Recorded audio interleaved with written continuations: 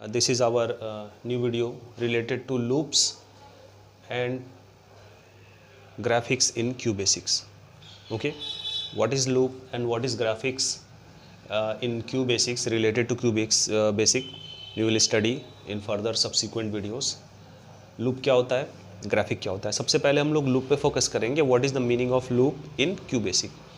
देखो नाम से क्लियर है, लूप का मतलब होता है जब आप किसी चीज़ की लूपिंग करते हो. जब आप किसी चीज़ की लूपिंग करते हो तो it means you are repeating that thing again and again.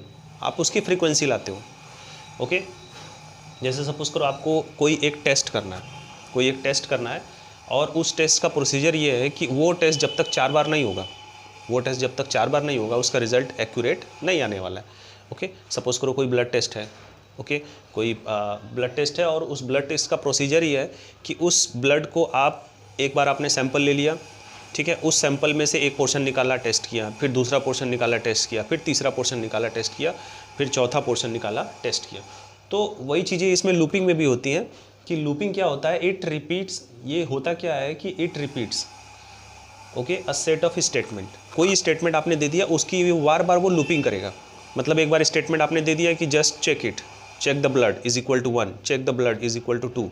मतलब वो उसको एक बार चेक करेगा, 2 बार चेक करेगा, 3 बार चेक करेगा. जितनी बार आपने दिया हुआ है उतनी बार वो चेक करेगा जब तक कि उसकी वैल्यू आप लास्ट में ट्रू ना आ जाए. ट्रू का मतलब ठीक है कि 4 बार टेस्ट हो गया, हमको ये रिज़ल्ट आ गया कि ठीक है ब्लड का कलर आपका जो है एक पर्टिकुलर ठीक है लिक्विड के साथ वो ग्रीन या ब्लू होना चाहिए. ठीक है, सपोज करो आपने ये इंस्ट्रक्शन दे दिया कि ठीक है अगर ग्रीन आता है it means the patient is feeling well, और ब्लू आता है तो patient is not feeling well, ये आता है. ठीक है, तो दोनों में से कोई एक कंडीशन अगर वो आइडेंटिफाई कर लेगा तो वहीं पे वो आपका स्टेटमेंट रिपीट होना बंद हो जाएगा. It is the looping. ये हमारी हो गई लूपिंग. लूपिंग का मतलब समझ में आ गया आप, वो बार बार रिपीट करेगा.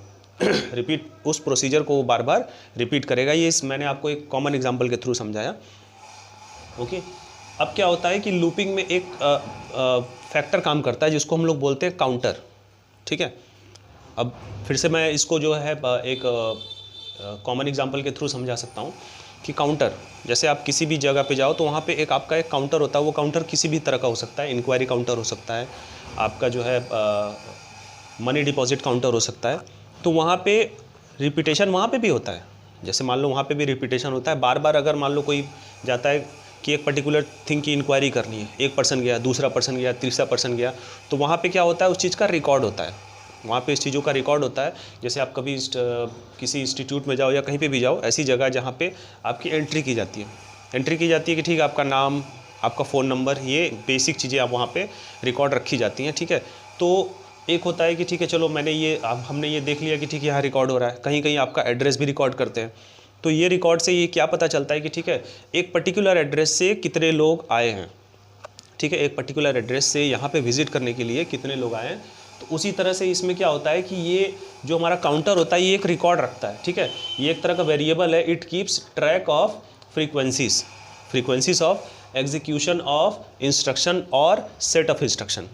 ओके, मतलब कोई भी इंस्ट्रक्शन या सेट ऑफ इंस्ट्रक्शन कितनी बार एग्जीक्यूट हो रहा है, how many times it is executed, ये उसका ट्रैक रखता है, ये उसका रिकॉर्ड रखता है. जैसा कि स्कूल के फीस काउंटर में, या फिर मान लो हॉस्पिटल का काउंटर है, ठीक है, या कोई इंस्टीट्यूट का काउंटर है, किसी भी चीज़ का काउंटर है, वहाँ पे एक आपका रिकॉर्ड होता है कि ठीक है आज एंट्रीज़ हुई, और उस एंट्री की डिटेलिंग जितनी होती है, ठीक है, उस डिटेलिंग से आपको क्लियर होता है कि ठीक है कौन कौन सी चीज़ें आपकी रिपीट हो रही हैं.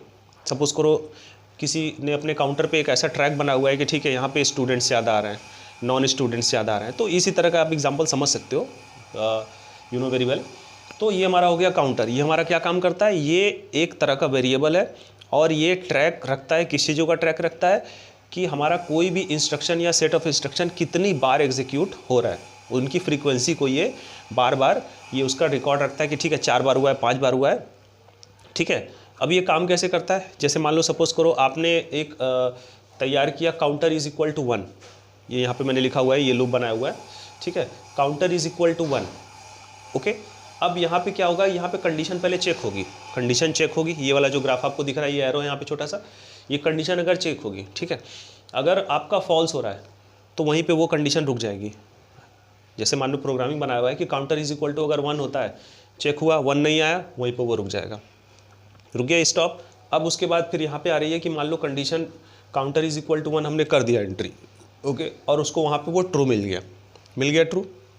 अब ये इसके आगे का प्रोसीजर स्टार्ट करेगा, ठीक है। फॉल्स होने पे तो तुरंत स्टॉप करेगा, स्टॉप इसमें भी करेगा, लेकिन इसमें पूरा प्रोसीजर होने के बाद स्टॉप करेगा, ओके, ठीक है।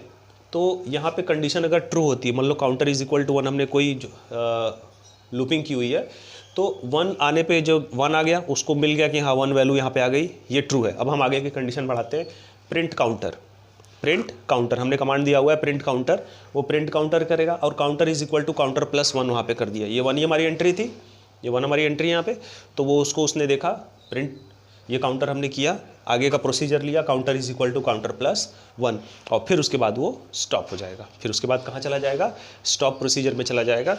तो ये हमारा यहाँ पे हो गया लूप्स एंड काउंटर, ठीक है। तो आई होप आपको ये लूप और काउंटर समझ में आया होगा कि लूपिंग क्या होती है। लूपिंग एक तरह का आपका रिपीटेशन होता है, और काउंटर क्या करता है, ये उसके अंदर एक फैक्टर काम करता है जो ट्रैक रखता है कि कोई भी आपका इंस्ट्रक्शन या सेट ऑफ इंस्ट्रक्शन कितनी बार एग्जीक्यूट हुआ है, उसकी फ्रीक्वेंसी का ये रिकॉर्ड रखता है। सो आई होप आपको ये वीडियो अच्छा लगा होगा, आपको डिस्कशन भी अच्छा लगा होगा, समझ में भी आया होगा। So thanks for watching and keep watching my videos.